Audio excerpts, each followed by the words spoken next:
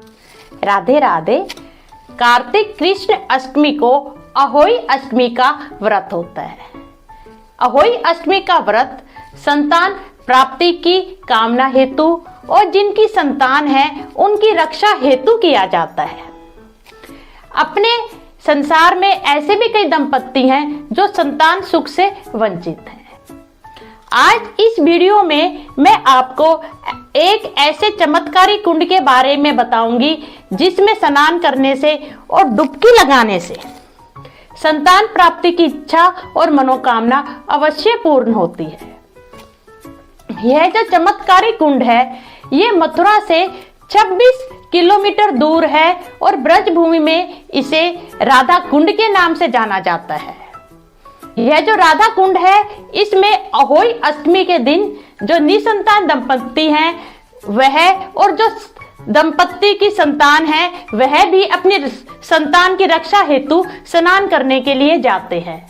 अहोई अष्टमी के दिन राधा कुंड के पास देश विदेश से अपने भारत से करोड़ों की संख्या में भक्तजन पहुंचते हैं जो वहां पे स्नान करते हैं और राधा रानी से प्रार्थना करते हैं। क्यों है राधा कुंड की इतनी महिमा? चलिए इस सुंदर सी कथा के द्वारा जानते हैं। जब श्री कृष्ण जी इस पृथ्वी पर अवतरित हुए तब वह गोकुल रहते थे और अपनी राधा रानी बरसाना रहती थी। यह जो राधा कुंड है यह सेंट्रल पॉइंट था जहां पे वह क्रीड़ा करते थे और वह रास रचाया करते थे। जो कन्हैया के मामा कंस हैं उन्होंने एक बार जब कन्हैया गैया चरा रहे थे तब अरिष्टासुर नामक एक दैत्य को भेजा कन्हैया का वध करने के लिए, क्योंकि उन्हें यह डर था यह मेरा भांजा कहीं मेरी हत्या ना कर दे। तो वह दानव गाय के बछड़े के रूप में कन्हैया के ऊपर आया और उनका वध उसने करना चाहा। तब कन्हैया ने, क्योंकि कन्हैया तो अंतर्यामी है वह सब जानते हैं, वह समझ चुके थे कि यह दैत्य है जो गाय के बछड़े का रूप लेके आया है। कन्हैया ने उस बछड़े का वध कर दिया। उसके बाद जब वह रात्रि को राधा रानी से मिले और वे महारास के लिए जब बोलने लगे तो राधा रानी उन्हें बोलने लगी कि कन्हैया तुमसे गौ हत्या हुई है और जो गौ हत्या और ब्राह्मण हत्या सबसे बड़ा महापाप माना गया है। चाहे वह दैत्य गौ के रूप में हो परंतु फिर भी तुम्हें गौ हत्या का पाप लगेगा, तो तुम्हें सब तीर्थों में स्नान करना पड़ेगा जिससे कि यह पाप हट जाए। तो कन्हैया ने वहीं पर सब तीर्थों को आह्वान करके कन्हैया ने बुलाया और अपनी बांसुरी से उन्होंने एक कुंड को खोदा। उस कुंड के अंदर सारे तीर्थ आ गए और कन्हैया ने उन तीर्थों के जल से स्नान किया। तब राधा रानी कन्हैया को बोली, हे कन्हैया तुम्हारे हृदय में तो मैं ही विराजमान हूं, तो कहीं ना कहीं ये गौ हत्या का पाप मुझे भी लग गया होगा, तो स्नान तो मुझे भी करना चाहिए। तब कहा जाता है अपने कंगन से राधा रानी ने भी एक कुंड को खोदा और वहां पे सब तीर्थों के जल को उन्होंने बुलाया और राधा रानी ने वहां पे स्नान किया। उसके बाद रात्रि को उन्होंने महारास किया। इस पे कन्हैया अति प्रसन्न हुए और राधा रानी को वरदान मांगने को के लिए बोला।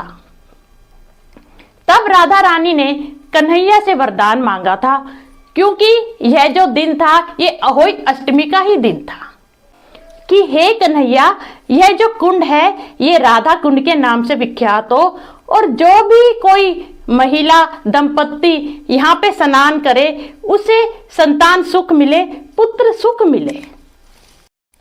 ऐसा कहा जाता है जो कुंड श्याम ने खोदा वह श्याम कुंड कहलाता है और जो कुंड राधा रानी ने खोदा वह कंगन कुंड कहलाता है।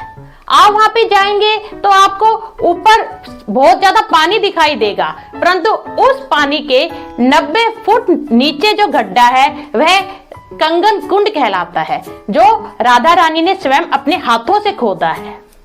आज भी राधा कुंड की बहुत ही ज्यादा मान्यता है।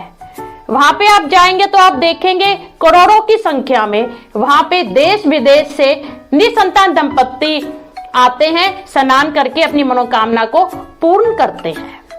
जो राधा अष्टमी में राधा कुंड का जो स्नान है उसका सर्वश्रेष्ठ जो समय है वह रात्रि को 12 बजे से सुबह 4 बजे तक है।